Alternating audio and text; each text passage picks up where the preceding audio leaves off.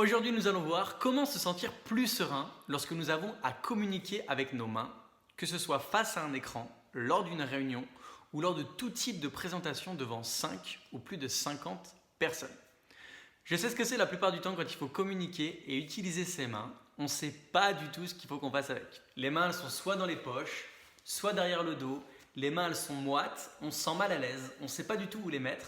Et ça ne nous aide pas parce que ça ne nous aide pas à communiquer avec une certaine sérénité et une certaine confiance. Et à la place, on aimerait plutôt sentir que ses mains sont sereines, complètement détendues et qu'on peut s'exprimer naturellement avec et qu'elles sont là pour vraiment appuyer nos propos, appuyer notre message et qu'elle nous permet finalement de nous exprimer avec beaucoup plus de clarté, d'aisance et beaucoup plus d'efficacité. Donc aujourd'hui, je vous propose de voir trois stratégies pour vous permettre de vous exprimer avec vos mains plus facilement. La première stratégie, c'est garder toujours vos mains visibles. Ne mettez pas vos mains dans les poches, ne mettez pas vos mains derrière votre dos, vous n'êtes pas en train de vous être fait arrêter par la police. Vous allez plutôt toujours vouloir garder vos mains visibles. Pourquoi? Parce que plus vous gardez vos mains visibles, plus ça va vous permettre de prendre de l'espace et ça va améliorer votre prestance et ça va vous permettre d'être dans un état qui vous permet d'être prêt à communiquer à tout moment. Ensuite, le deuxième point, c'est au niveau lorsque vous devez avoir vos mains qui sont statiques. On va avoir des moments où les mains vont s'exprimer et des moments où les mains elles sont statiques. Donc deux possibilités. Soit vous êtes debout.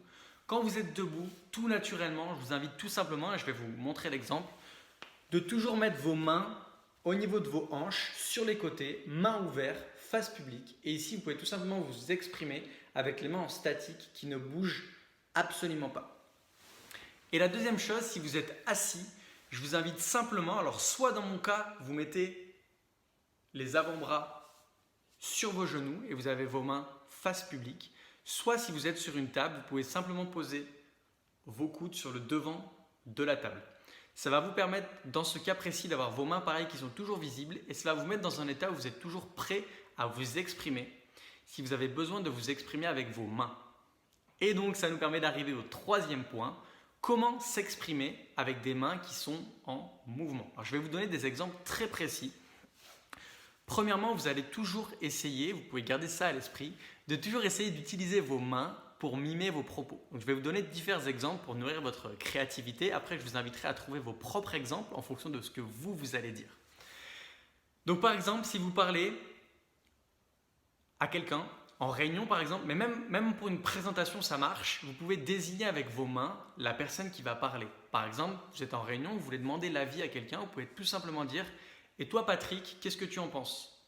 Et toi Roxane, qu'est-ce que tu en penses ?» Alors ne montrez pas les gens du doigt, c'est pas ce que j'ai dit, on va se faire taper sur les doigts, mais vous pouvez tout simplement utiliser vos mains pour tout simplement désigner les personnes.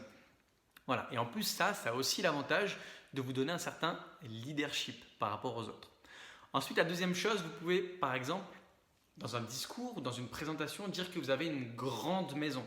Vous voyez, j'utilise mes mains pour mimer. J'ai une grande maison, j'ai une petite maison, et j'ai un objet de petite taille. Vous voyez, j'utilise tout simplement mes doigts, quelque chose de petite taille. J'ai d'autres exemples que j'ai notés. Cela demande de la motivation, de l'investissement. Vous voyez, vous pouvez utiliser le poing qui est serré pour mimer votre propos. Vous pouvez également dire dans un discours, nous sommes en train d'évoluer.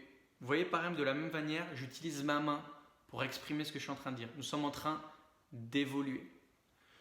Nous allons voir à présent qu'il y a différents points. Il y a 3 points principaux. Vous voyez, pareil, j'utilise mes mains pour mimer les 3 points.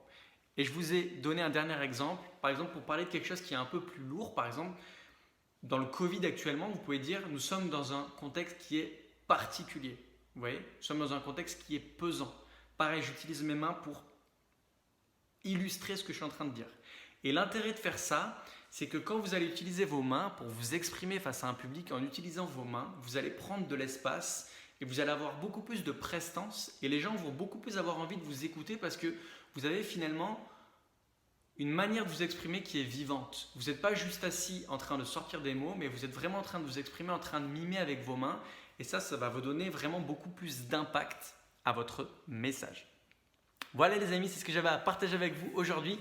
Dites-moi dans les commentaires quel est l'un de ces 3 points que vous allez appliqué ou celui qui vous pose le plus de problèmes. Et puis bien sûr, si vous voulez aller beaucoup plus loin, je vous invite dans la description à vous rendre sur mon site internet www.anthonylafont.fr pour vous apprendre à vous exprimer avec beaucoup plus de clarté, beaucoup plus d'aisance et beaucoup plus d'efficacité. Je vous souhaite une merveilleuse journée et je vous dis à très vite.